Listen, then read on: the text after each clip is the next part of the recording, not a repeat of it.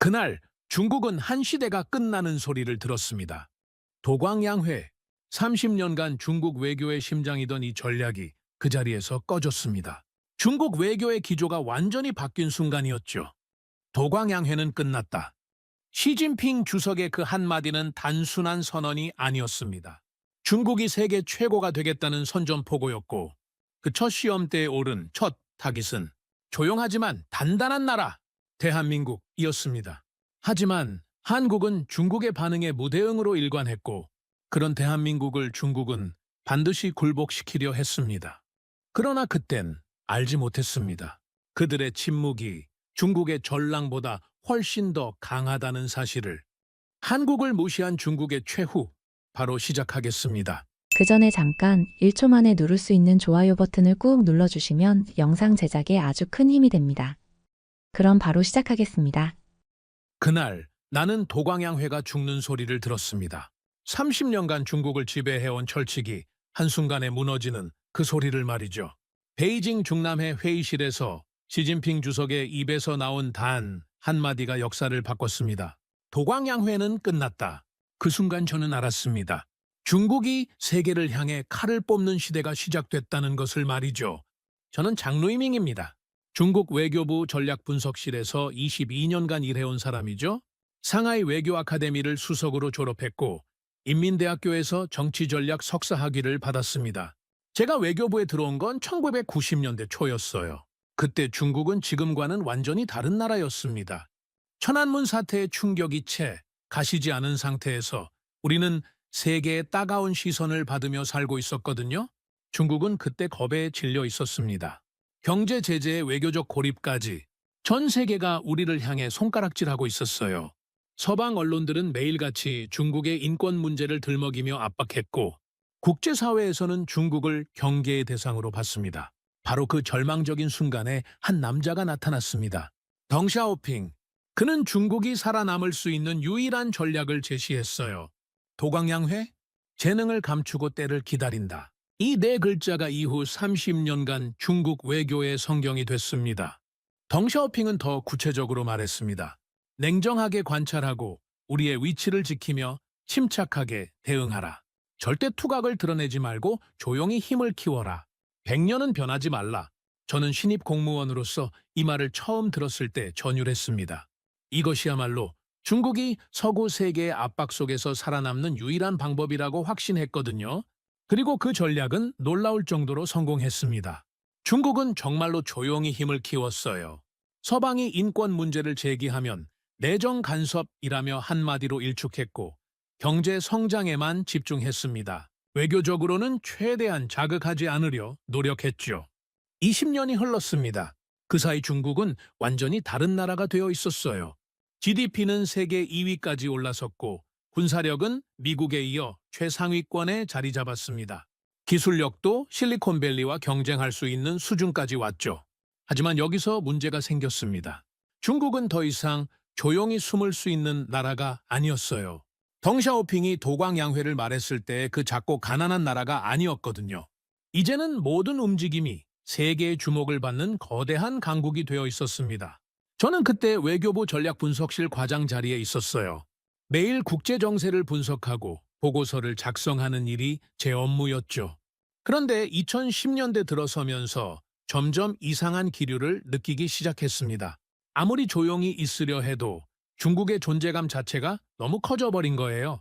조용히 있으면 중국이 뭔가 숨기고 있다고 의심받았고 조금이라도 목소리를 내면 중국이 위협적으로 변하고 있다는 비판을 받았습니다.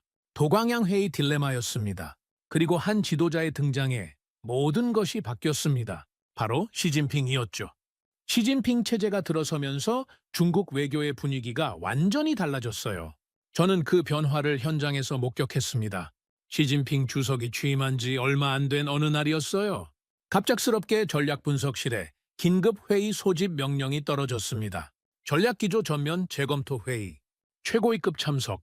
저는 가슴이 두근거렸어요. 뭔가 큰 일이 일어날 것 같은 예감이 들었거든요. 베이징 중남의 회의실, 평소보다 분위기가 훨씬 무거웠습니다. 외교부 장관, 국방부 장관, 각 부처 최고위 간부들이 하나둘 들어오는데 모두 표정이 딱딱했어요. 그리고 시진핑 주석이 들어왔습니다. 주석은 자리에 앉자마자 바로 본론으로 들어갔어요. 인사말도 서론도 없었습니다. 도광양회는 끝났습니다. 회의실이 순식간에 얼어붙었어요. 20년 넘게 중국 외교의 절대적 신조였던 그 네 글자를 시진핑은 단 한마디로 매장해버린 거죠. 저는 그 순간 등골이 서늘해졌습니다. 역사가 바뀌는 소리를 직접 듣고 있었거든요. 덩샤오핑 동지의 가르침은 소중했습니다. 하지만 그건 우리가 약했을 때의 전략이었어요. 주석이 천천히 말을 이어갔습니다. 지금 우리는 다릅니다.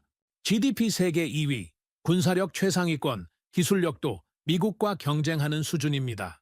그런데 왜 계속 숨어야 합니까? 왜 조용히 있어야 하죠? 회의실 안간부들의 표정이 점점 변했어요.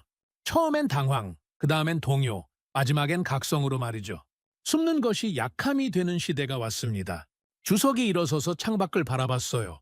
강한 나라가 계속 숨어 있으면 세계는 우리를 두려워하는 게 아니라 의심하기 시작합니다. 의심이 쌓이면 결국 적대감이 됩니다. 그 말이 회의실을 관통했어요. 이제 드러낼 때입니다. 우리는 더 이상 숨지 않습니다. 주석이 저를 바라봤습니다. 장루이밍, 새로운 전략 문서 초안을 작성하십시오. 네, 주석님. 제목부터 바꿔야겠네요. 도광양회는 이제 과거의 유물입니다. 심장이 두근거렸어요. 제가 중국 외교 역사에 새로운 장을 써야 한다라는 부담감이 몰려왔거든요. 회의가 끝나자마자 저는 사무실로 달려갔습니다. 컴퓨터 앞에 앉아서 새 문서를 열었죠. 제목란에 커서가 깜빡이고 있었어요. 무엇을 써야 할까요? 주석의 말이 계속 맴돌았습니다. 드러낼 때다. 저는 타자를 치기 시작했어요. 분발 유의, 강한 중국의 새로운 시대. 분발 유의, 힘써 나아간다. 그건 단순한 전략이 아니라 시대의 전환점을 알리는 선언문이었습니다. 밤새 문서를 작성했어요. 핵심 철학은 이거였습니다. 중국은 더 이상 숨을 수 없다. 숨는 것이 약함이 된다. 강한 중국은 설명하지 않는다. 증명한다. 이 문장을 쓰면서 온몸에 소름이 돋았습니다. 이게 바로 새로운 중국의 헌법이 될 거라는 걸 알았거든요. 일주일 후 전략실 전체 회의가 열렸습니다. 시진핑 주석이 직접 참석했어요. 제가 준비한 문서가 회람됐죠. 분발유의 전략 초안. 주석이 문서를 다 읽고 나서 말했습니다. 좋습니다.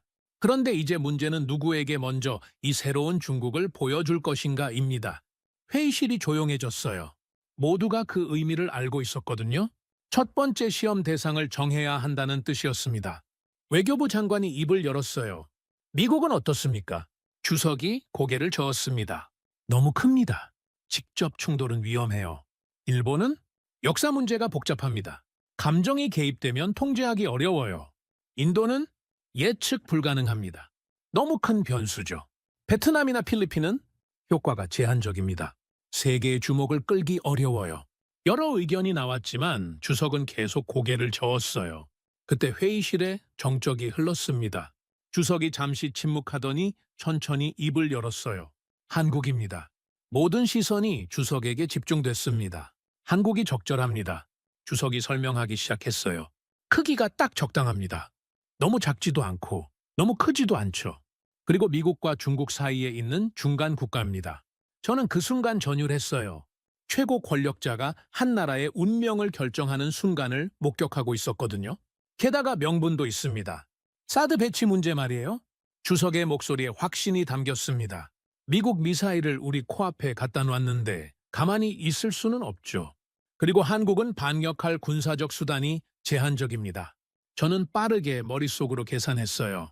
정말로 완벽한 선택이었습니다. 어떻게 압박할 것입니까?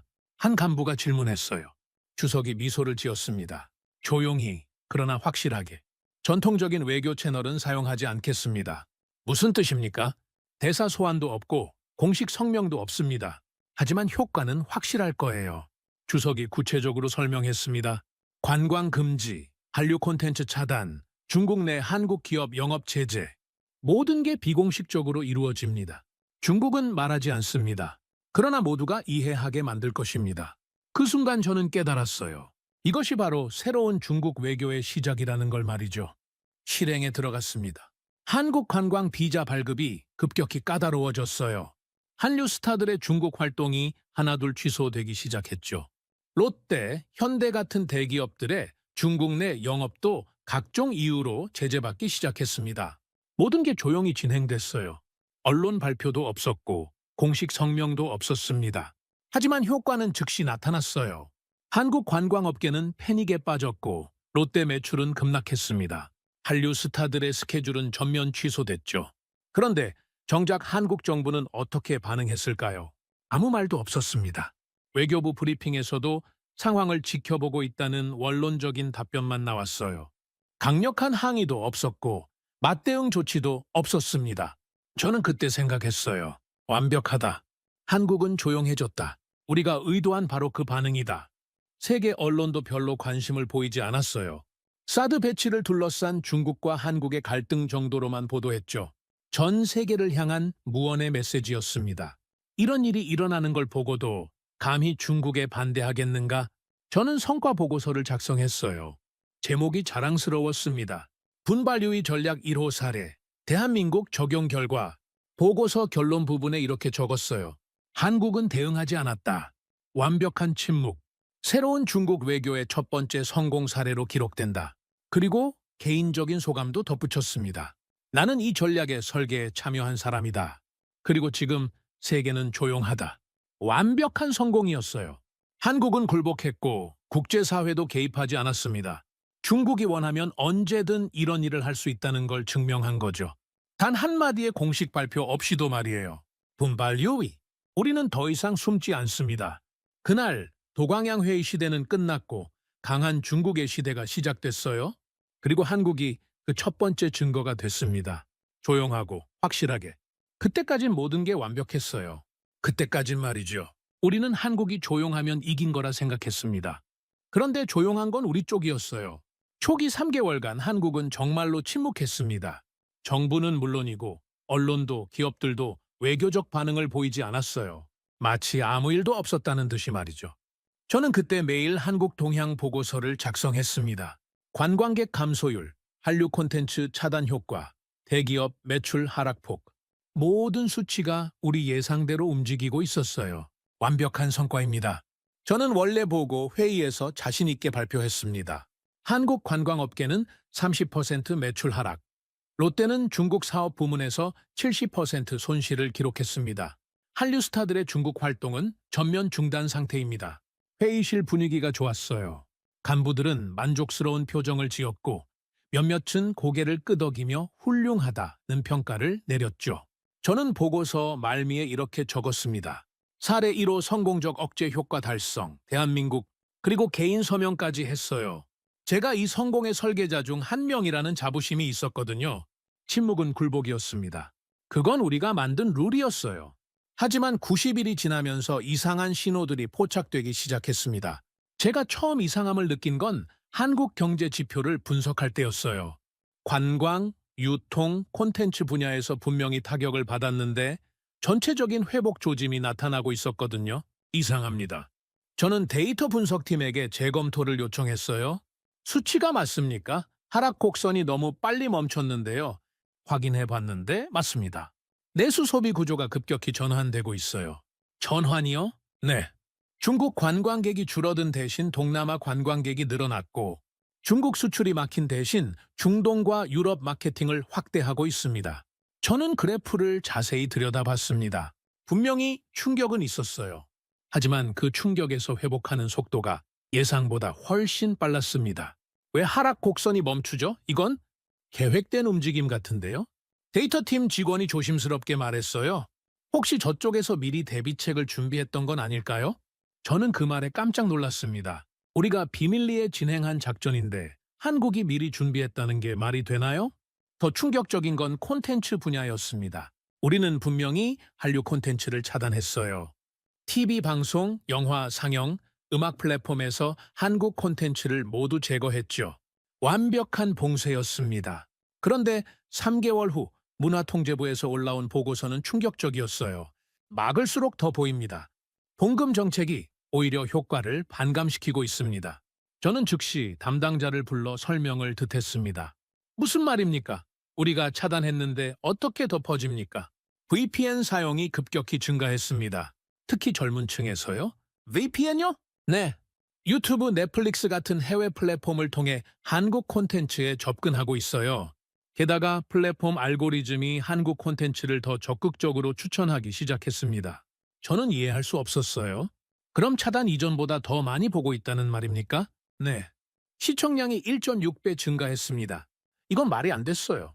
우리가 막았는데 오히려 더 퍼진다는 게 어떻게 가능하죠? 젊은이들이 금지된 걸 더 보고 싶어 하는 심리 때문인 것 같습니다. 금기의 매력이라고 할까요? 저는 그때 처음으로 우리 전략에 허점이 있다는 걸 느꼈습니다. GVPN은 금지했습니다. 그런데 한국 콘텐츠는 우리 젊은이들 손에 있었어요. 더 문제는 기업들의 움직임이었습니다. 롯데, 현대, 삼성. 우리가 압박한 한국 기업들이 예상과 다른 반응을 보이기 시작했어요. 처음엔 당황하는 모습을 보였습니다. 주가는 떨어졌고 중국 사업부문 손실도 컸죠. 하지만 그 다음 움직임이 놀라웠어요. 중국 시장에서 철수하는 대신 동남아로 진출했습니다. 손실을 털고 브랜드 이미지를 재정립하기 시작한 거죠. 이건 그냥 버틴 게 아닙니다. 저는 전략실 회의에서 말했습니다.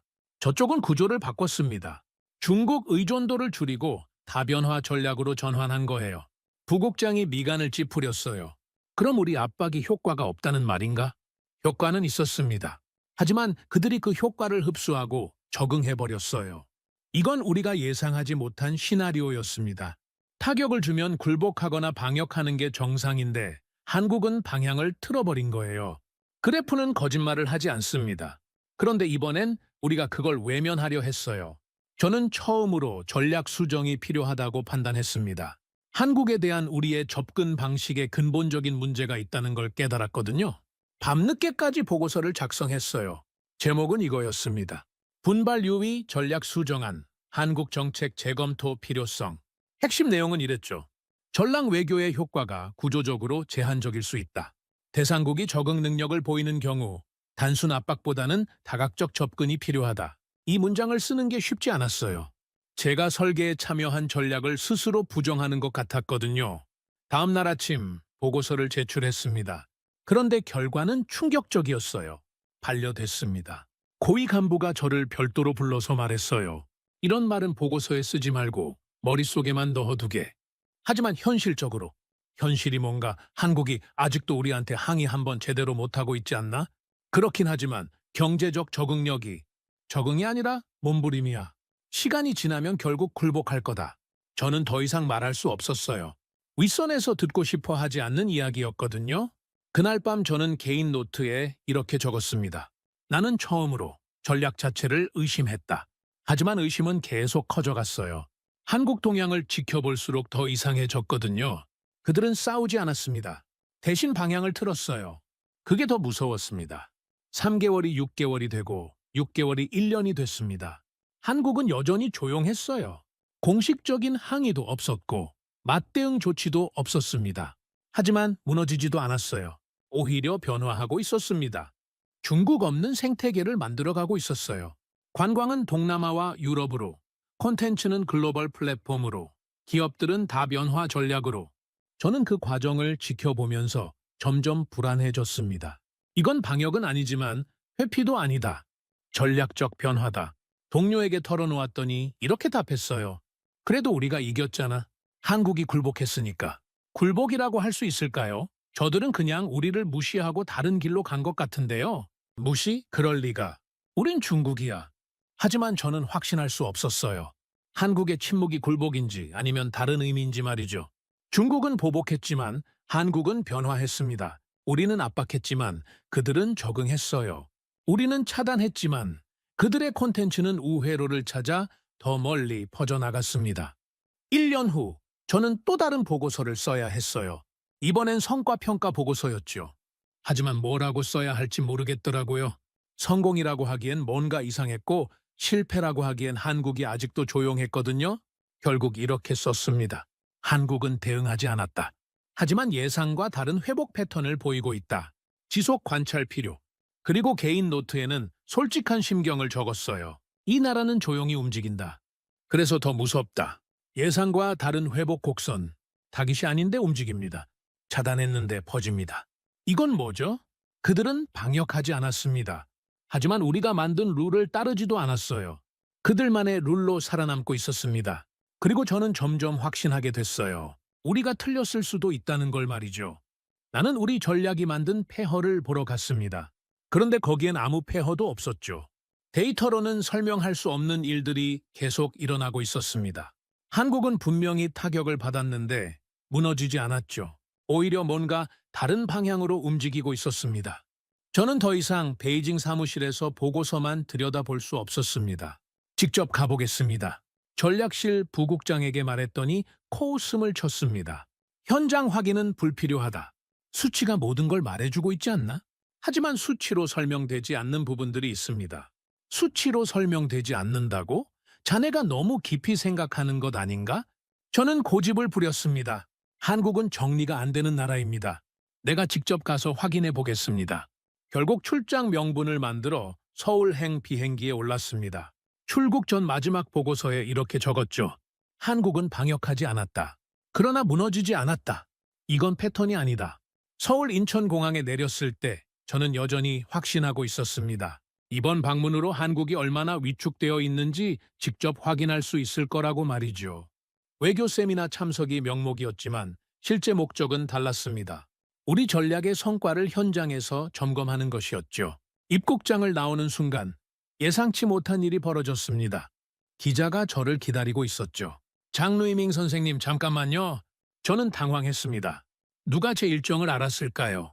중국의 대한국 전략 지금도 유효하다고 보십니까? 그 질문이 저를 얼어붙게 만들었습니다. 대놓고 우리 전략에 대해 묻는 것이었죠. 저는 외교관 특유의 미소를 지으며 대답했습니다. 한중 관계는 늘 발전적 방향으로 나아가고 있습니다. 하지만 성과는 어떻습니까? 한국이 변한 게 있나요? 질문이 더 날카로워졌습니다. 저는 내심 불쾌했죠. 이런 식으로 압박받을 줄은 몰랐거든요. 그건 양국이 함께 평가할 문제겠죠. 짧게 답하고 그 자리를 벗어났습니다. 하지만 기분이 찜찜했죠. 그 질문이 균열의 시작이었다는 걸 그때는 몰랐습니다. 택시를 타고 시내로 향했습니다. 창밖 풍경을 보면서 점점 이상함을 느끼기 시작했죠. 사람들 표정이 너무 평범했습니다. 우리가 1년 넘게 압박한 나라의 국민들이라고는 도저히 믿어지지 않았습니다. 위축된 기색도 없었고 불안해하는 모습도 없었죠. 이들은 우리를 경계조차 하지 않는다. 혼잣말이 나왔습니다. 호텔에 체크인한 후 시내를 둘러봤습니다. 명동, 강남, 홍대. 어디를 가도 마찬가지였죠. 중국을 의식하는 분위기를 전혀 찾을 수 없었습니다. 오히려 평소보다 더 활기차 보였습니다. 외국인 관광객들도 많았고 상점들도 붐비고 있었죠. 우리가 만든 공포는 어디에 있지? 그날 밤 저는 혼란스러웠습니다. 1년 넘게 지속한 우리 압박이 정말 효과가 있었던 걸까요? 다음 날 본격적인 일정이 시작됐습니다. 연세대학교 국제관계 포럼. 주제는 중국과 아시아의 외교 질서였죠. 저는 패널의 한 명으로 참석했습니다. 중국 측 전문가로서 발표할 예정이었죠. 강당에 들어섰을 때 분위기가 묘했습니다. 학생들과 교수들이 저를 바라보는 시선에서 경외감 같은 건 찾을 수 없었죠. 오히려 호기심 어린 관찰의 눈빛이었습니다. 마치 실험 대상을 보는 것 같은 시선이었죠. 제 발표가 시작됐습니다. 분발 유의 시대의 중국 외교는 준비해온 내용을 차근차근 설명했습니다. 중국의 새로운 외교 철학, 지역 질서에서의 역할, 상호 윈윈 협력 등등. 학생들은 조용히 들었습니다. 별다른 반응은 없었죠. 발표가 끝나고 질의응답 시간이 됐을 때였습니다. 한 학생이 손을 들었습니다. 질문이 있습니다. 네, 말씀하세요. 전랑 외교는 왜 외침에 그쳤습니까? 저는 순간 말을 잃었습니다. 대놓고 전랑 외교를 언급한 것이었죠. 무슨 의미인지 강한 중국을 외치셨지만 결과적으로는 외치기만 하신 것 같은데요. 혹시 두려움을 전략이라 부르신 건 아닌가요? 강당이 조용해졌습니다. 모든 시선이 저에게 집중됐죠. 저는 그 순간 표정이 굳었습니다. 이 학생은 뭘 알고 있는 걸까요? 외교 전략은 복합적인 요소를 고려해야 합니다. 단순히 외침이라고 표현하기는. 그럼 성과는 뭡니까? 한국이 중국의 뜻대로 움직인 게 있나요? 더 날카로운 질문이 이어졌습니다. 저는 답변하기 어려웠습니다. 솔직히 명확한 성과를 제시하기 힘들었거든요. 외교는 장기적 관점에서 봐야 합니다. 1년이 지났는데도 장기적 관점이라고 하실 건가요? 학생의 반박이 계속됐습니다. 저는 그때 깨달았습니다. 우린 설계했는데 이들은 간파하고 있다는 걸 말이죠. 질의응답이 끝난 후 저는 참석자들과 간단한 대화를 나눴습니다. 하지만 내심 충격에서 벗어날 수 없었죠. 학생 하나가 던진 질문이 제 전략의 핵심을 꿰뚫고 있었거든요. 포럼이 끝난 후 명동으로 향했습니다. 머리를 식히고 싶었죠. 명동 거리를 걷다가 대형 스크린 앞에서 발걸음이 멈췄습니다. K 해외봉사 다큐멘터리가 상영되고 있었죠. 화면 속에는 아프리카의 한 마을이 나왔습니다. 그리고 그곳에서 활동하는 한국 봉사자들의 모습이 담겨 있었죠. 그런데 다음 장면에서 저는 충격을 받았습니다. 아프리카 소년이 카메라를 향해 말하고 있었죠. 한국은 우리에게 교과서를 주고 책가방을 줬어요. 손도 잡아주었죠. 소년의 얼굴에 환한 미소가 떠올랐습니다. 하지만 중국은 카메라를 들고 왔어요. 촬영을 한다며. 그 말이 끝나기도 전에 저는 뒷걸음질을 치며 그 자리를 벗어났습니다. 가슴이 답답했습니다. 아프리카 소년의 말이 계속 머릿속을 맴돌았죠. 교과서를 준 나라는 한국이었어요. 저는 그때 깨달았습니다. 이 나라는 말하지 않는다는 걸. 그런데 세계가 듣고 있다는 걸 말이죠. 그날 저녁 한국 측 인사와 비공식 회동이 있었습니다. 조용한 한정식 집에서 만났죠. 외교부 출신의 원로였습니다. 한국에 오신 걸 환영합니다. 정중한 인사였지만 거리감이 느껴졌습니다. 좋은 기회에 한국을 보게 되어 영광입니다. 어떠십니까? 한국이 많이 변했죠? 저는 그 질문에 어떻게 답해야 할지 몰랐습니다. 변했다고 해야 할까요? 아니면 그대로라고 해야 할까요? 많은 변화를 느끼고 있습니다. 애매한 답변이었습니다. 그때 그분이 조용히 말했습니다. 한국은 힘이 없던 나라였습니다. 그래서 움직이지 않기가 살아남는 길이었죠. 저는 술잔을 들지 못한 채 침묵했습니다. 강한 나라는 움직여야 하지만 약한 나라는 때로 움직이지 않는 게 지혜입니다. 그 말이 제 가슴을 찔렀습니다. 움직이지 않기라고 하셨습니까? 네. 반응하지 않는 것도 하나의 전략이죠. 상대의 의도대로 움직이지 않는 것 말입니다.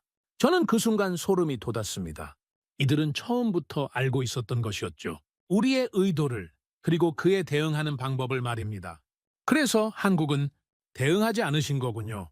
대응이라기보다는 우리만의 길을 가는 것이죠. 그 말이 저를 완전히 침묵하게 만들었습니다. 회동이 끝난 후 호텔로 돌아갔습니다. 방에 들어가자마자 창가에 서서 서울 야경을 바라봤죠. 불빛들이 반짝이고 있었습니다. 평온하고 안정적인 모습이었습니다. 저는 노트를 꺼내서 그날의 경험을 정리해봤습니다. 그들은 움직이지 않는다. 그래서 나는 계산할 수가 없다. 이 문장을 적으면서 깨달았습니다. 침묵을 두려워하던 설계자에게 침묵이 가장 위협적인 전략으로 느껴진다는 걸 말이죠. 서울은 조용했습니다.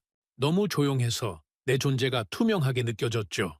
그들은 나를 두려워하지 않았습니다. 심지어 관심조차 두지 않았습니다. 질문은 짧았습니다. 그런데 내 전략은 그 짧은 문장에 흔들렸죠. 전략이란 움직임입니다. 그런데 이 나라는 정적으로 버티고 있었습니다. 그리고 그 정적이 제가 만든 모든 움직임을 무의미하게 만들고 있었죠.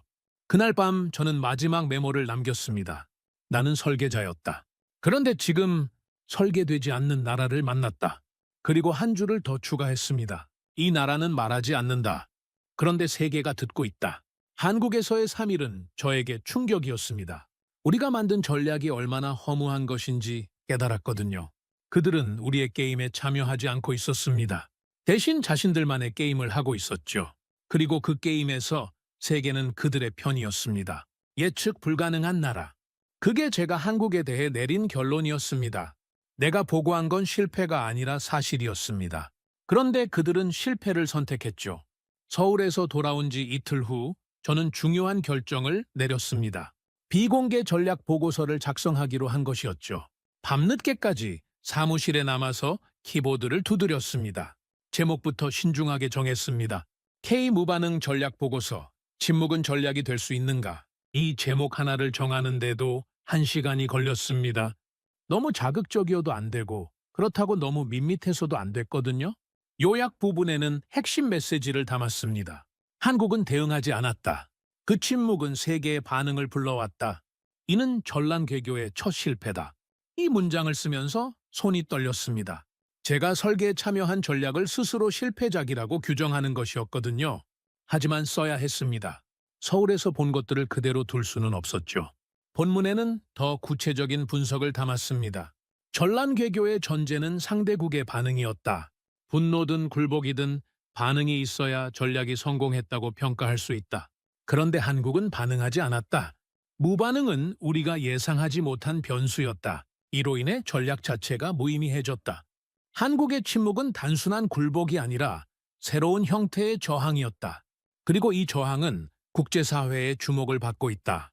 30페이지 분량의 보고서를 완성하는데 사흘이 걸렸습니다. 매 문장마다 신중하게 검토했죠.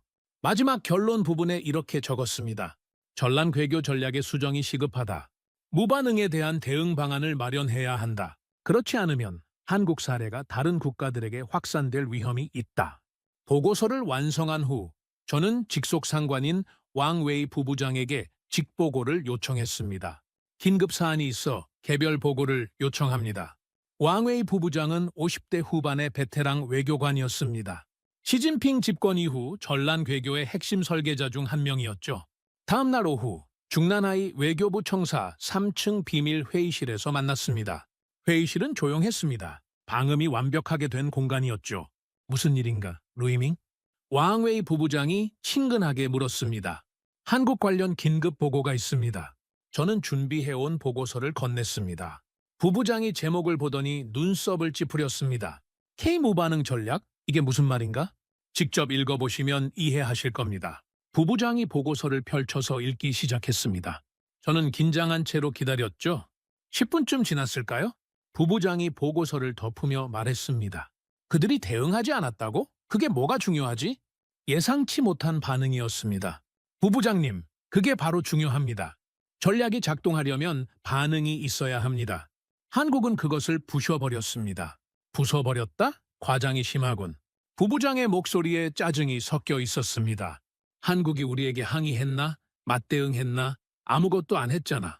그게 굴복 아니고 뭔가? 하지만 그들은 변화했습니다. 중국 없는 생태계를 만들어가고 있습니다. 변화? 그깟 경제 구조 조정이 우리한테 위협이 된다고 생각하나? 저는 당황했습니다. 부부장이 상황을 전혀 이해하지 못하고 있었거든요. 부부장님, 문제는 한국만이 아닙니다. 다른 나라들도 한국 모델을 주목하고 있습니다. 한국 모델? 그게 뭔가? 무반응 전략입니다. 중국의 압박에 정면 대응하지 않고 대신 구조를 바꿔서 생존하는 방식이죠. 부부장이 코웃음을 쳤습니다. 자네는 감상에 빠졌군. 자존심이 상했다고 전술 실패를 전략의 붕괴로 과장하는 거지. 그 말이 저를 얼어붙게 만들었습니다. 감상이 아닙니다. 이건 객관적 분석입니다. 객관적, 자네가 한국에 다녀온 후 완전히 달라졌어. 뭔가에 홀린 것 같군. 홀렸다고요. 그래? 한국인들이 자네한테 뭔 말을 했는지 모르겠지만 완전히 세뇌당한 것 같아. 저는 충격을 받았습니다. 제가 한국에 세뇌당했다고? 부부장님, 제가 본 건 사실입니다. 한국은 우리 전략에 영향을 받지 않았습니다. 영향을 받지 않았다고? 관광업이 타격받고 한류가 차단됐는데? 하지만 그들은 회복했습니다.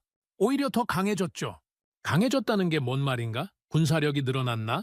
경제가 성장했나? 저는 설명하기 어려웠습니다. 한국의 변화는 수치로 측정하기 어려운 것들이었거든요. 정신적으로 강해졌습니다. 중국에 의존하지 않아도 된다는 자신감을 얻었습니다. 정신적? 자네 지금 농담하는 건가? 부부장의 목소리가 차가워졌습니다. 루이밍, 자네는 외교관이야. 감상적인 평가가 아니라 현실적인 분석을 해야 해. 이게 현실적인 분석입니다. 제 목소리가 커졌습니다. 현실? 한국이 아직도 사드 철회 못하고 있잖아. 우리한테 공식 사과도 못했고. 그런데 뭐가 강해졌다는 거야? 저는 말문이 막혔습니다. 부부장의 논리도 틀린 건 아니었거든요. 자네 보고서는 받아들일 수 없어. 너무 주관적이야.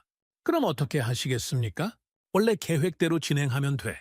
압박을 더 강화하는 거지. 저는 소름이 돋았습니다. 더 강화한다고요?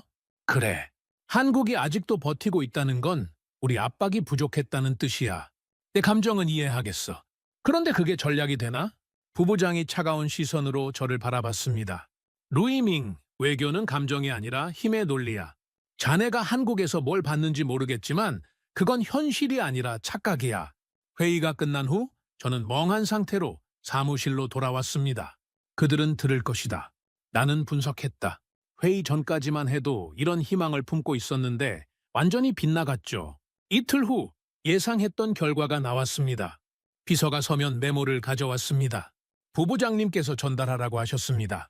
메모 내용은 간단했습니다. 한국은 특수사례, 전략 수정 불필요, 오히려 더 강한 압박으로 흔들어야 한다. 저는 그 메모를 보면서 허탈했습니다. 나는 경고했다. 그런데 이 체제는 듣지 않는다. 복도에 혼자 서서 중얼거렸습니다. 며칠 후 외교 전략국 전체 회의가 열렸습니다. 왕웨이 부부장이 회의를 주재했죠. 대한국 정책 관련해서 말씀드리겠습니다. 저는 가슴이 두근거렸습니다. 혹시 제 보고서 내용이 받아들여진 걸까요? 한국은 전란 괴교의 성공 사례로 남을 것입니다. 충격적인 선언이었습니다. 비록 완전한 굴복은 아니지만 그들이 더 이상 우리에게 정면 도전하지 못하고 있다는 점에서 성공이라고 할 수 있습니다. 회의실 분위기는 호의적이었습니다. 대부분이 고개를 끄덕이고 있었죠. 앞으로는 압박 강도를 더 높여서 완전한 굴복을 이끌어내겠습니다. 그때 누군가 저를 쳐다봤습니다. 동정하는 듯한 시선이었죠. 저는 시선을 피했습니다. 차마 마주 볼 수 없었습니다. 회의가 끝난 후 저는 혼자 사무실에 남았습니다. 우리는 전략을 설계했습니다. 그런데 지금은 전략이 우리를 끌고 가고 있습니다. 한국은 반응하지 않았습니다. 그래서 이 조직은 더 크게 외치려 합니다. 전랑은 외교가 아닙니다. 외침은 설명이 아닙니다. 그런데 그 차이를 아무도 모릅니다.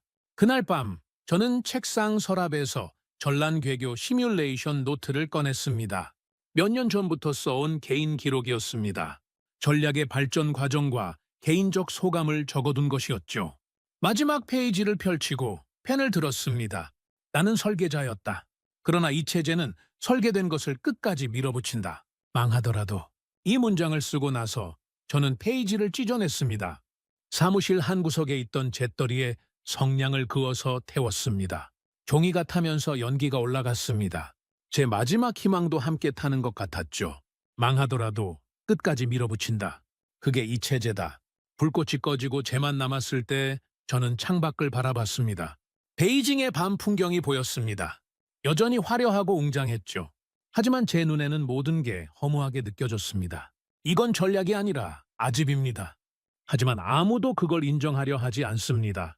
그리고 저는 이제 확신했습니다. 이 체제는 절대 자신의 실수를 인정하지 않을 거라는 걸 말이죠. 설사 모든 게 무너져도 끝까지 밀어붙일 겁니다. 그게 이 체제의 본성이니까요. 우린 세계를 설계하려 했습니다. 그런데 지금은 세계가 우릴 지우고 있습니다.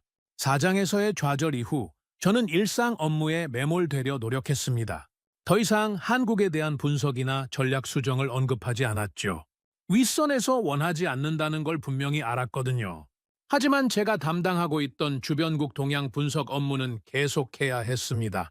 동남아, 아프리카, 중동 국가들의 외교 정책 변화를 모니터링하는 일이었죠.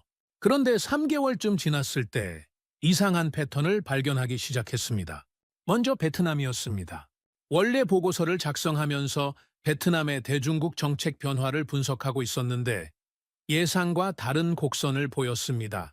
이상하다. 왜 이런 움직임을 보이지? 베트남은 전통적으로 중국과 복잡한 관계를 유지해왔습니다. 때로는 협력하고 때로는 갈등하면서도 전체적으로는 중국의 영향권 안에 있었죠. 그런데 최근 1년간의 데이터를 보니 뭔가 달랐습니다. 경제 협력은 유지하면서도 정치적으로는 거리를 두기 시작한 것이었습니다. 마치 한국이 보여준 패턴과 비슷했죠. 설마, 저는 더 자세히 분석해봤습니다. 베트남이 최근 발표한 자주적 외교 정책 강화 방안을 들여다보니 놀라운 문구를 발견했습니다. 강대국의 압박에 직접 대응하기보다는 우리만의 발전 경로를 모색한다. 이건 거의 한국 정책의 번역본 같았습니다. 더 충격적인 건 다음 문서였습니다. 베트남 외교부 내부 자료로 추정되는 문건이 정보망을 통해 입수됐는데 제목이 이랬습니다. 한국 모델 연구, 중간 국가의 생존 전략. 저는 손이 떨렸습니다. 정말로 다른 나라들이 한국을 벤치마킹하고 있는 것이었습니다. 문서 내용은 더 구체적이었습니다. 한국은 중국의 압박에 정면 대응하지 않으면서도 국가적 자존심을 지켰다. 이는 중간 국가들이 참고할 만한 모델이다. 저는 그 문서를 읽으면서 소름이 돋았습니다. 우리 전략이 흘러가던 길에 다리들이 사라지고 있다. 개인 노트에 이렇게 적었습니다. 며칠 후 더 충격적인 소식이 들려왔습니다. 베트남에서 대중국 저항 콘텐츠가 제작되고 있다는 정보였습니다. 제목은 조용한 힘, 아시아 중간 국가의 새로운 선택이었습니다. 다큐멘터리 형태로 제작되고 있었는데 한국의 사례가 주요 소재로 다뤄지고 있다는 것이었죠. 저는 즉시 상세 정보를 요청했습니다. 며칠 후 들어온 정보는 더욱 충격적이었습니다. 다큐멘터리 제작 책임자가 인터뷰에서 한 말이었습니다. 그들은 우리를 키웠지만 이제 우린 달아나야 합니다. 한국이 보여준 길이 있거든요. 중국식 영향력은 위험합니다. 압박에 굴복하면 끝이 없어요. 하지만 한국처럼 조용히 저항하면 살 길이 있습니다. 저는 이 보고서를 작성하면서 손이 떨렸습니다. 베트남만이 아니었습니다. 태국, 말레이시아, 인도네시아, 동남아 국가들이 하나둘 비슷한 움직임을 보이기 시작했습니다. 1대1로 참여국 중 7개국이 중국의 전략 제안에 대해 재조정을 요청했다는 정보도 들어왔습니다. 재조정이라는 표현을 썼지만 사실상 거부나 다름없었습니다. 그들이 제시한 이유도 비슷했습니다. 국가적 자주성 확보, 다변화된 외교 관계, 지속 가능한 발전 모델 추구, 모두 한국이 써온 논리와 똑같았습니다. 더 놀라운 건 아프리카와 남미에서도 비슷한 움직임이 감지되기 시작했다는 것이었습니다. 인도네시아에서는 K-모델이라는 표현이 공식 문서에 등장했습니다. K-모델을 참고한 자립형 경제 전략 수립, 콜롬비아는 더 직접적이었습니다. 한국식 균형 외교 정책 도입 추진, 폴란드는 아예 한국 정부에 정책 자문을 요청했다는 정보까지 들어왔습니다. 저는 이 모든 정보를 종합하면서 충격적인 결론에 도달했습니다. 한국의 무반응 전략이 전 세계로 확산되고 있는 것이었습니다. 저는 긴급 분석 보고서를 작성했습니다. 제목은 K-모델 확산, 현황과 대응 방안이었습니다. 하지만 이번에는 공식 보고서로 제출하지 않았습니다. 4장의 경험이 있었거든요. 대신 동료들과 비공식 토론을 시작했습니다. 이상한 일이 벌어지고 있습니다. 젊은 분석관들에게 말했습니다. 뭔 일인데요? 여러 나라가 한국 모델을 따라하기 시작했습니다. 한국 모델이요? 네. 중국의 압박에 직접 대응하지 않으면서도 자국의 이익을 지키는 방식이죠. 분석관들의 표정이 심각해졌습니다. 구체적으로 어떤 나라들입니까? 베트남, 태국, 인도네시아, 콜롬비아, 폴란드. 계속 늘어나고 있습니다. 그럼 우리 전략이 무력화되는 건가요? 그렇게 볼 수도 있죠. 압박을 가해도 굴복하지 않고 그렇다고 정면 대응도 하지 않는 방식이 확산되고 있으니까요. 저는 후배 전략계에게 말했습니다. 그들은 조용했습니다. 그런데 지금은 세계가 그쪽을 보고 있습니다. 그날 밤 저는 수집한 자료들을 다시 정리해봤습니다. 한국이 보여준 생존력의 파급 효과가 상상 이상으로 컸습니다. 중국산 부품을 배제한 후 오히려 적자를 회복한 사례, 한류 콘텐츠가 교육과 의료, 산업 모델까지 확산된 사례, 무반응 전략으로 국제적 지지를 얻은 사례, 이 모든 것들이 다른 나라들에게는 희망의 증거였습니다. 중국은 위협이었고 한국은 대안이었다. 어느 나라 전략 세미나 자료에서 발견한 문장이었습니다. 이 문장을 읽는 순간 저는 모든 걸 깨달았습니다. 우리가 한국을 압박한 것이 오히려 역효과를 낸 것이었습니다. 한국이 그 압박을 이겨내는 모습을 보여줌으로써 다른 나라들에게 중국은 이길 수 있다는 메시지를 전달한 것이었죠. 침묵은 반격이었습니다. 한국은 아무 말도 하지 않았지만 그 침묵이 전 세계에 울려 퍼지고 있었습니다. 저는 그때 처음으로 전략가로서의 각성을 경험했습니다. 우리는 압박했지만 그들은 적응했다. 우리는 차단했지만 그들의 콘텐츠는 더 멀리 퍼져나갔다. 그리고 이제 세계가 그들의 방식을 따라 하기 시작했다. 개인 노트에 적은 문장이었습니다. 며칠 후 더 결정적인 정보가 들어왔습니다.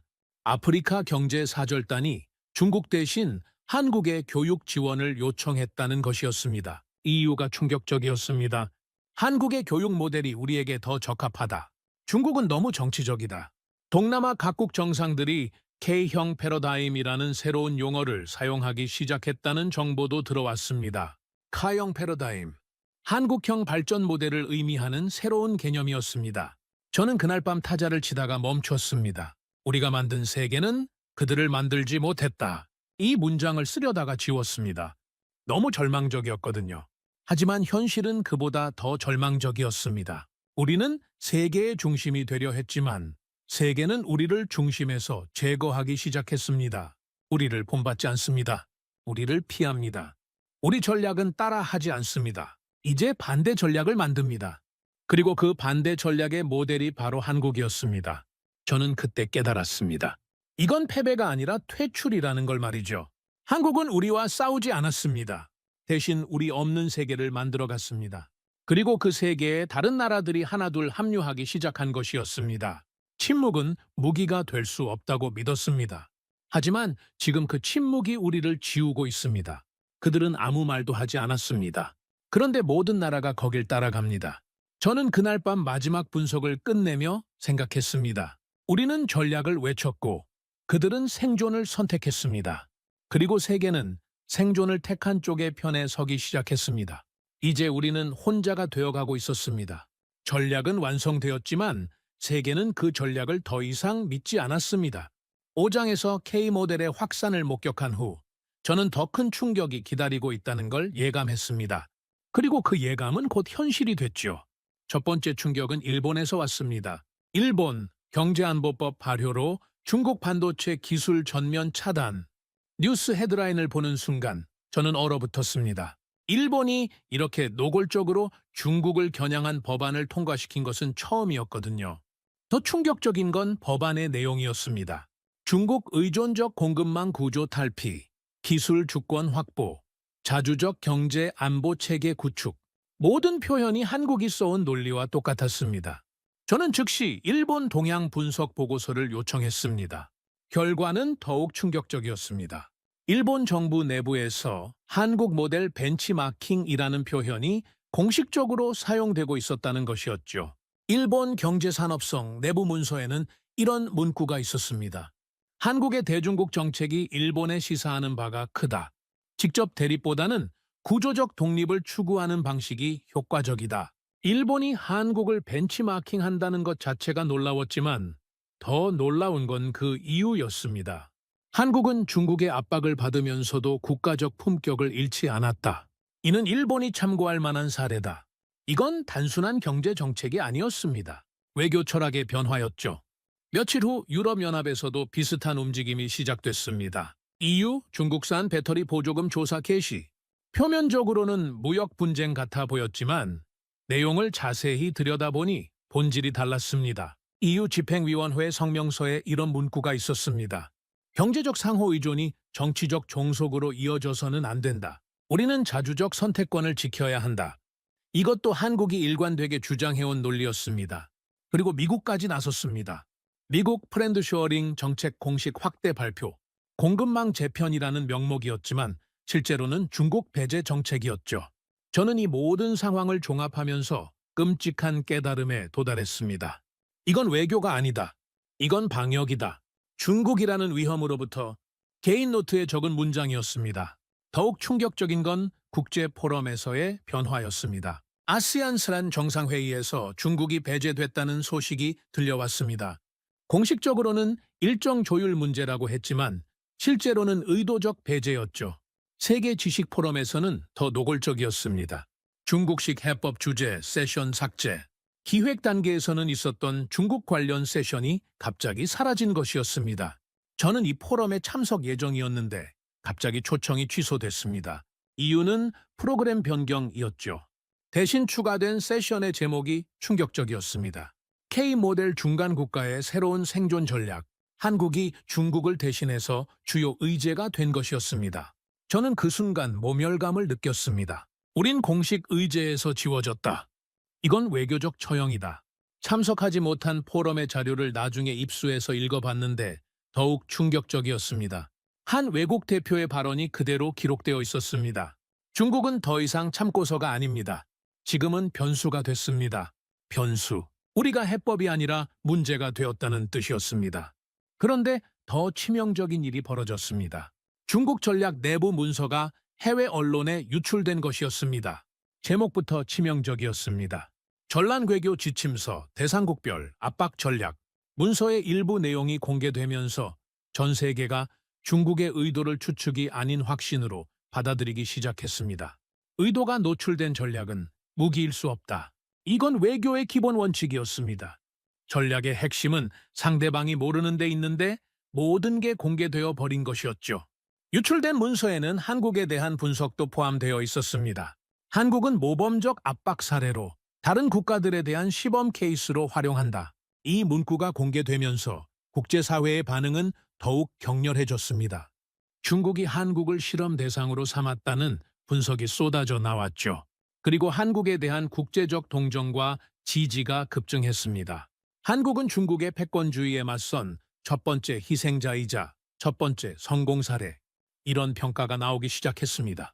저는 그 순간 깨달았습니다. 우리가 만든 한국 사례가 오히려 우리에게 부메랑이 되어 돌아왔다는 걸 말이죠. 상황은 더욱 악화됐습니다. 외교부 내부에서 전략팀 해체 움직임이 시작된 것이었습니다.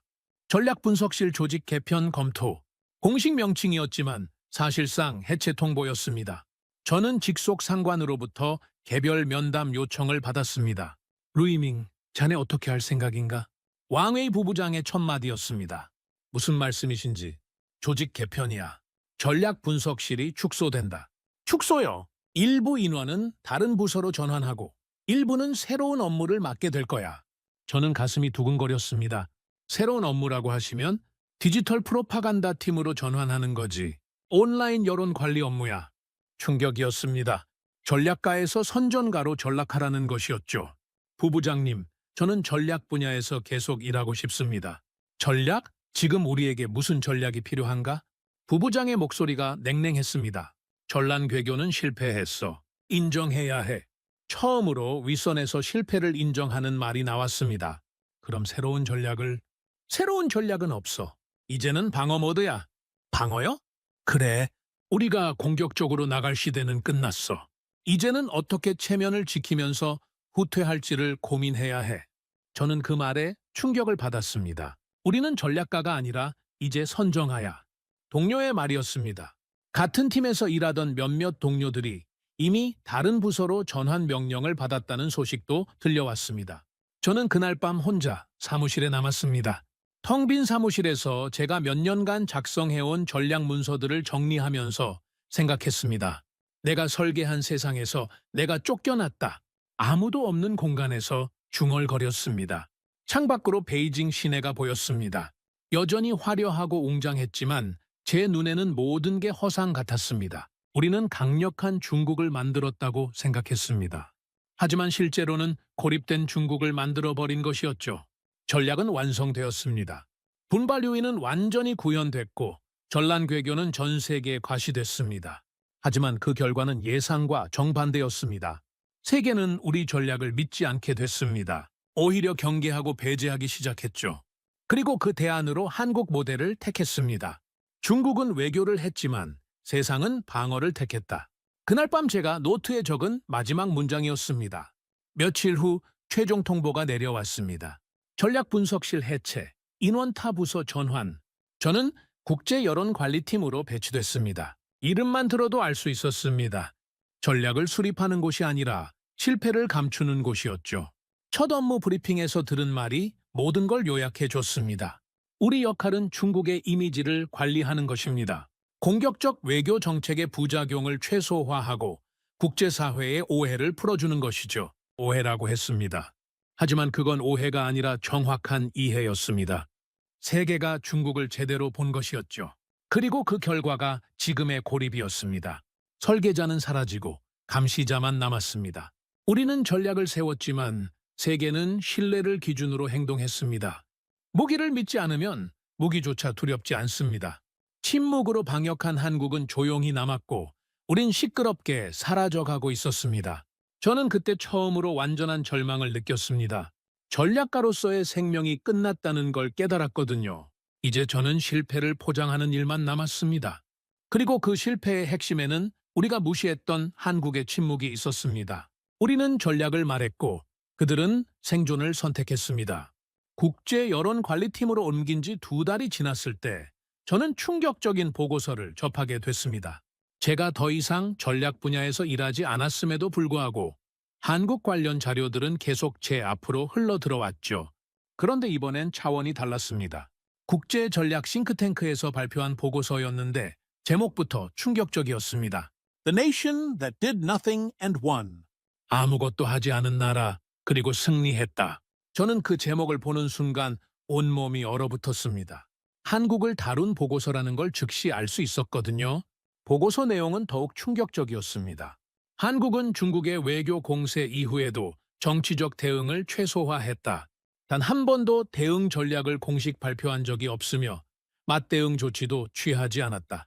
그러나 결과적으로 중국 전략을 무의미하게 만든 유일한 사례가 되었다. 보고서는 계속됐습니다. 한국의 무반응은 단순한 굴복이 아니라 고도로 계산된 전략이었다.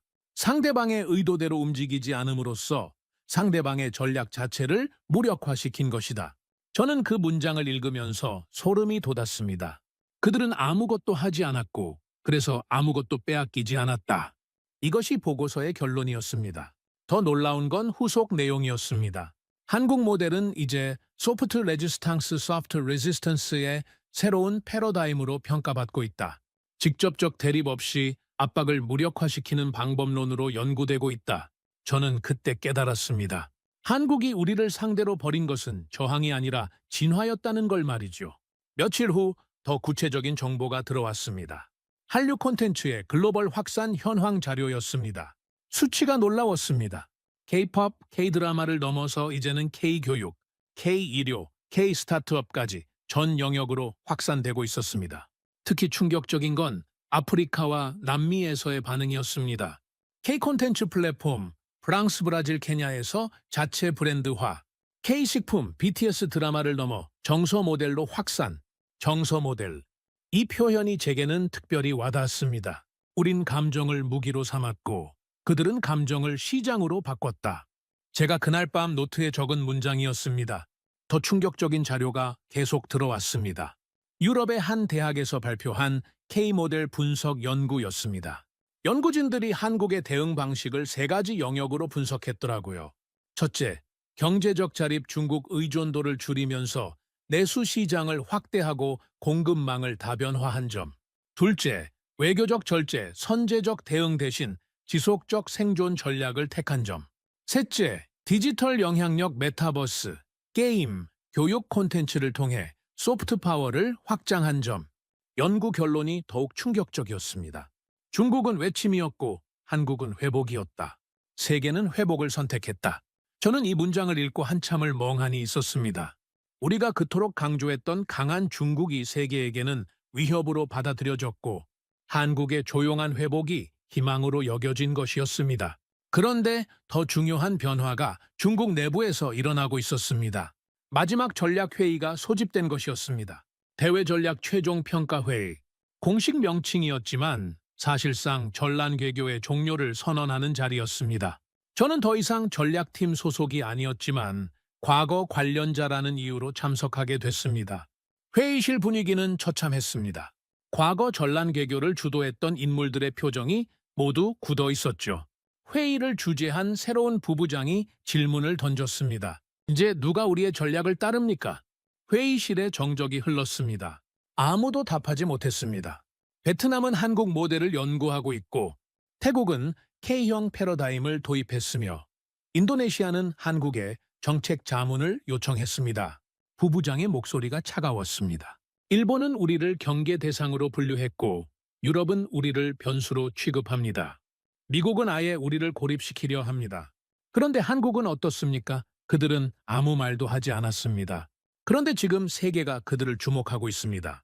저는 그 순간 답변하고 싶었습니다. 하지만 더 이상 제가 말할 자격이 없다는 걸 알았죠. 대신 옆에 앉은 동료가 조심스럽게 말했습니다. 한국의 대응 방식이 다른 나라들에게 모델이 되고 있는 것 같습니다. 모델이요? 아무것도 안 한 게 모델이 된다고요? 부부장의 반응이었습니다. 하지만 결과적으로 우리가 고립됐다는 말입니까? 회의실이 다시 조용해졌습니다. 저는 그때 처음으로 공개적으로 발언했습니다. 그들은 조용했고 그래서 살아남았습니다. 모든 시선이 저에게 집중됐습니다. 무슨 말입니까? 한국은 우리와 싸우지 않았습니다. 대신 우리 없는 세계를 만들어갔습니다. 그리고 그 세계가 지금 현실이 되고 있습니다. 부부장이 인상을 찌푸렸습니다. 그럼 우리가 틀렸다는 말입니까? 저는 잠시 망설였습니다. 하지만 더 이상 숨길 이유가 없었습니다. 네, 우리가 틀렸습니다. 회의실이 술렁거렸습니다. 우리는 반응을 강요했지만 그들은 반응하지 않았습니다. 우리는 굴복을 원했지만 그들은 적응했습니다. 우리는 외쳤지만 그들은 조용히 살아남았습니다. 그리고 지금 세계는 외친 쪽이 아니라 살아남은 쪽을 택했습니다. 부부장이 차가운 시선으로 저를 바라봤습니다. 그럼 앞으로 어떻게 해야 한다는 겁니까? 저는 솔직하게 답했습니다. 모르겠습니다. 하지만 지금까지의 방식은 통하지 않는다는 건 분명합니다. 회의는 그렇게 끝났습니다. 아무런 결론도 없이 말이죠. 회의 후 저는 혼자 복도에 서 있었습니다. 동료 하나가 다가와서 말했습니다. 루이밍, 오늘 발언이 좀 과했던 것 같은데. 과했다고요? 우리가 틀렸다고 공개적으로 말하는 건 좀... 저는 쓴웃음을 지었습니다. 틀린 걸 틀렸다고 말하는 게 과한 건가요? 하지만 체제에 대한 비판으로 받아들여질 수 있어요. 저는 그 말에 답하지 않았습니다. 이미 체제와의 단절을 느끼고 있었거든요. 그날 밤 저는 개인 일기를 정리하면서 깨달았습니다. 제가 더 이상 전략가가 아니라는 걸 말이죠. 이제 저는 관찰자가 됐습니다. 실패를 기록하는 사람이 됐습니다. 나는 전략가였다. 그런데 이 싸움의 승자는 단 한 번도 전략을 말하지 않았다. 우리는 그들을 흔들고자 했다. 그런데 그들은 움직이지 않았다. 모든 방향이 실패했을 때 단 하나의 방향이 살아남았다. 움직이지 않는 것. 외침은 들렸지만 반응은 없었다. 그게 세계를 불안하게 만든 것이다. 마지막 문장을 적으면서 저는 깨달았습니다. 그때 나는 말 없는 침묵이 전장의 가장 강한 무기라는 걸 알게 되었다. 한국은 무기를 들지 않았습니다. 대신 삶을 들고 버텼습니다. 그들의 조용함은 세계를 움직이는 설계도였습니다. 중국은 외쳤습니다. 한국은 견뎠습니다. 그리고 세상은 견딘 쪽을 택했습니다. 나는 전략가였습니다. 지금은 관찰자입니다. 그리고 내가 본 건 한국이었습니다.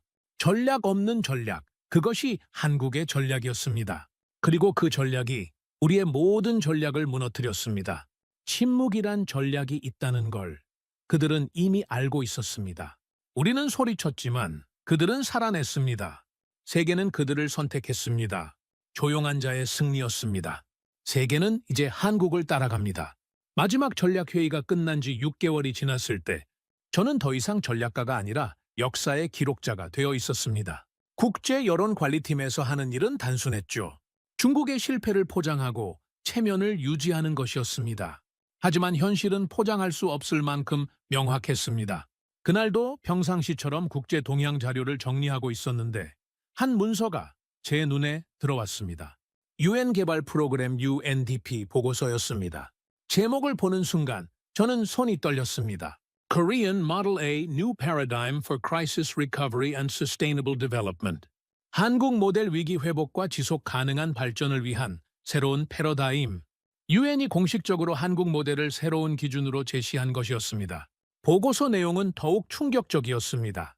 한국은 경제적 압박과 외교적 고립이라는 이중 위기 속에서도 국가적 품격을 잃지 않았다. 오히려 위기를 기회로 전환시켜 더욱 강력한 국가 경쟁력을 확보했다. 한국의 위기 대응 방식은 다음과 같은 특징을 보인다. 첫째, 위기 회복력 resilience. 둘째, 갈등 관리 능력 conflict management. 셋째, 문화적 소프트 파워 확산. 넷째, 교육 시스템의 우수성. 다섯째, 기술 혁신 역량. 저는 그 문장을 반복해서 읽었습니다. 한국은 생존한 것이 아니라 설계했다. 이것이 보고서의 핵심 결론이었습니다. 더 놀라운 건 구체적인 수치였습니다. K-교육 모델을 도입한 국가 23개국, K-의료 시스템을 벤치마킹한 국가 15개국, K-콘텐츠 플랫폼을 활용한 국가 67개국, 한국의 소프트파워 지수는 3년 전 대비 340% 상승했고 국가 브랜드 가치는 세계 7위까지 올라와 있었습니다. 한국은 고요하지만 강한 회복 국가로서 세계의 벤치마크가 되었다. 앞으로 위기에 직면한 국가들은 한국 모델을 참고할 것을 권장한다. 벤치마크. 한국이 세계의 기준이 된 것이었습니다. 저는 그 순간 전율했습니다. 우리가 압박했던 그 나라가 이제 세계의 표준이 되어 있었던 것이죠. 며칠 후 더 결정적인 순간을 목격하게 됐습니다. G2C 정상회의 생중계를 보고 있었는데 놀라운 장면이 펼쳐졌습니다. 과거 G20에서 한국은 늘 조용한 참관자였습니다. 미국, 중국, 독일, 프랑스 같은 강대국들이 주도하고 한국은 묵묵히 듣기만 하는 역할이었죠. 그런데 이번에는 달랐습니다. 기술 협력과 데이터 윤리 규범 논의에서 한국 대표가 제안국으로 나섰던 것입니다. AI 시대의 인간 중심 기술 발전 방향에 대한 한국의 제안을 듣겠습니다. 의장의 소개였습니다. 한국 대표가 발언을 시작했습니다. 기술 발전은 인간의 존엄성을 전제로 해야 합니다. 경쟁보다는 협력을, 배제보다는 포용을 기반으로 한 기술 거버넌스가 필요합니다. 그 순간 놀라운 일이 벌어졌습니다. 각국 대표들이 일제히 한국 대표에게 질문을 쏟아내기 시작한 것이었습니다. 한국의 디지털 뉴딜 정책에 대해 더 자세히 설명해 주십시오. K-교육 모델을 우리나라에도 적용할 수 있을까요? 한국의 문화 콘텐츠 정책이 국가 브랜딩에 미친 영향은 무엇입니까? 저는 화면을 보면서 소름이 돋았습니다. 과거 묵묵히 듣기만 하던 한국 대표의 발언 직후 회의 전체 흐름이 완전히 바뀐 것이었습니다. 한국이 제안한 방향으로 모든 논의가 수렴되고 있었습니다. 우린 전략을 외쳤고 그들은 기준이 되었다. 제가 그날 노트에 적은 문장이었습니다. 더욱 충격적인 일이 기다리고 있었습니다. 중국 외교부 내부 문서에서 처음으로 등장한 문장을 본 것입니다. K-모델 분석 필요. 제가 이 문장을 보는 순간 모든 걸 깨달았습니다. 외교 전략이 아니라 역사적 기준을 배우게 된다는 걸 말이죠. 그 문서는 계속됐습니다. 한국의 대응 방식이 국제사회에서 새로운 표준으로 인식되고 있다. 우리도 이에 대한 체계적 연구가 필요하다. 특히 한국의 소프트 레지스탕스 방식이 다른 중간 국가들에게 확산되고 있어 이에 대한 대응 방안 마련이 시급하다. 저는 그 문장을 읽으면서 웃음이 나왔습니다. 쓴웃음이었죠. 우리가 압박했던 나라의 방식을 이제 우리가 연구해야 한다니. 몇 주 후 더욱 상징적인 사건이 벌어졌습니다. 외교부 내부 세미나에서 제가 처음으로 발표 기회를 얻게 된 것이었습니다. 주제는 국제 정세 변화와 우리의 대응이었습니다. 저는 그 기회를 통해 마지막으로 솔직한 분석을 제시하기로 결심했습니다. 발표 제목은 이랬습니다. 전략의 종말과 새로운 패러다임의 등장.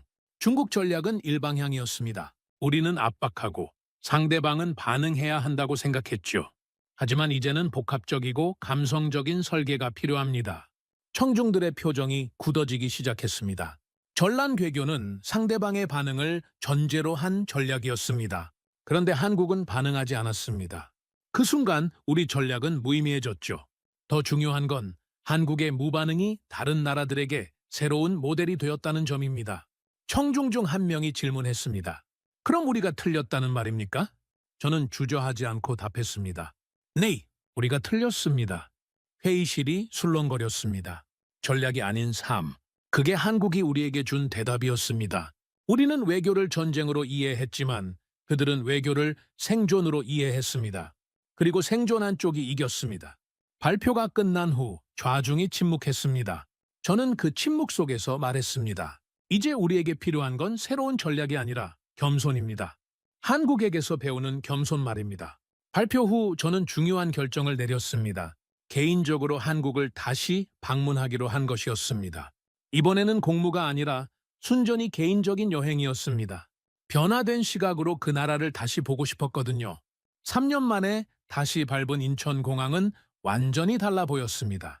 예전에는 우리 전략의 성과를 확인하러 온 곳이었는데 이번에는 배우러 온 곳이 되어 있었죠. 공항에서 서울역까지 가는 기차 안에서 저는 3년 전 첫 방문 때를 떠올렸습니다. 그때는 한국이 얼마나 위축되어 있는지 확인하려 했었죠. 하지만 지금은 그들이 어떻게 이겨냈는지 이해하려 합니다. 같은 풍경이었지만 제 눈에는 완전히 다르게 보였습니다. 서울역에서 내려 명동으로 향했습니다. 3년 전 그 대형 스크린 앞에 다시 섰죠. 이번에는 K-스타트업 다큐멘터리가 상영되고 있었습니다. 화면 속에서 젊은 한국 창업가가 말하고 있었습니다. 위기는 기회였습니다. 글로벌 시장에 집중할 수 있는 계기가 됐거든요. 저는 그 말을 들으면서 깨달았습니다. 이제야 이 나라가 보인다. 혼잣말이 나왔습니다. 3년 전에는 그들의 침묵이 굴복으로 보였는데 이제는 그 침묵이 지혜로 보였습니다. 3년 전에는 그들의 무반응이 무기력으로 보였는데 이제는 그 무반응이 전략으로 보였습니다. 호텔에서 하룻밤을 보낸 후 다음 날 연세대학교를 찾았습니다. 3년 전 그 치명적인 질문을 던진 학생을 다시 만날 수는 없었지만 비슷한 나이의 학생들과 이야기할 기회가 있었습니다. 3년 전 중국의 압박을 어떻게 생각하셨습니까? 제가 조심스럽게 물었습니다. 한 학생이 담담하게 답했습니다. 솔직히 처음엔 걱정했어요. 하지만 정부가 차분하게 대응하는 걸 보면서 오히려 안심이 됐죠. 차분한 대응이요? 네. 감정적으로 맞대응하지 않고 우리 할 일을 묵묵히 하는 모습이요. 그게 더 품격 있어 보였거든요. 품격. 이 단어가 제 가슴을 찔렀습니다. 또 다른 학생이 말했습니다. 오히려 그 시기가 우리를 더 강하게 만든 것 같아요. 스스로 설 수 있다는 자신감을 얻었거든요.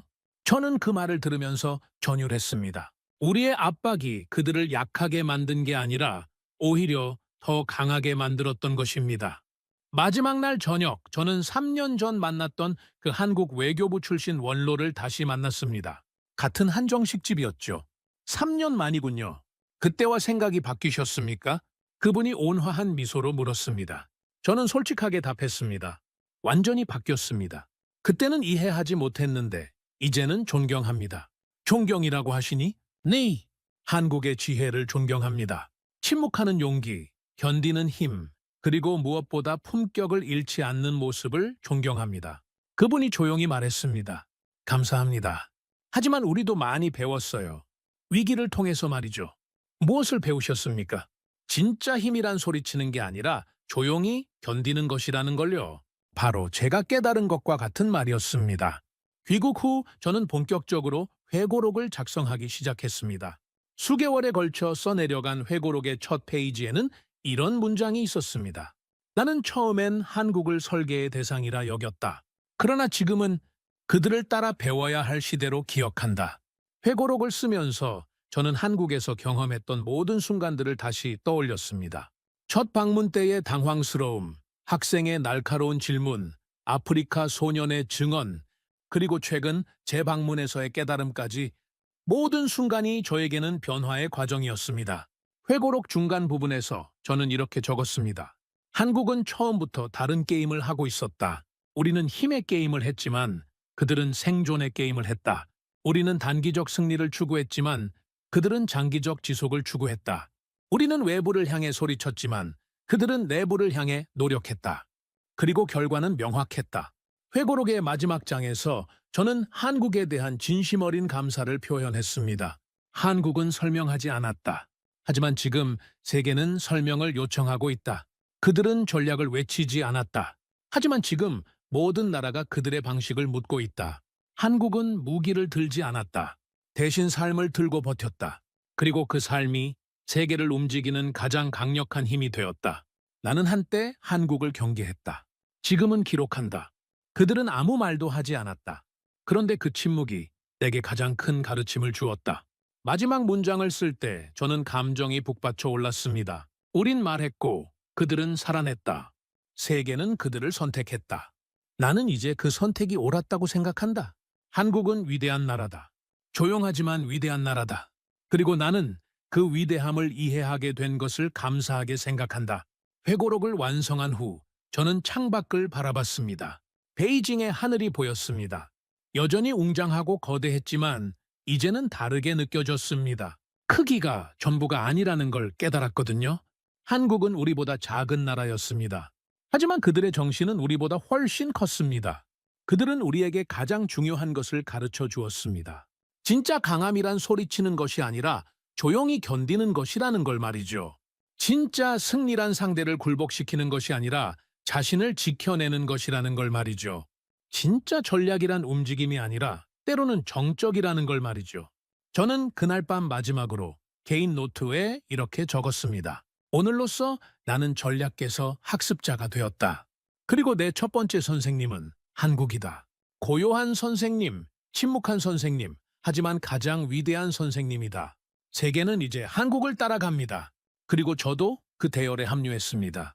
배우는 자의 마음으로, 겸손한 자의 자세로 한국이 보여준 조용한 위대함을 배우기 위해서 말이죠. 오늘의 사연은 여기까지입니다. 구독과 좋아요는 영상 제작에 아주 큰 힘이 됩니다. 지금까지 감동테라스 저는 소희였습니다. 오늘도 우리 구독자님들의 가정에 따뜻한 행복이 가득하시길 진심으로 바라겠습니다. 긴 영상 끝까지 시청해주셔서 정말 감사합니다. 내일 더 좋은 이야기로 찾아뵙겠습니다. 감사합니다.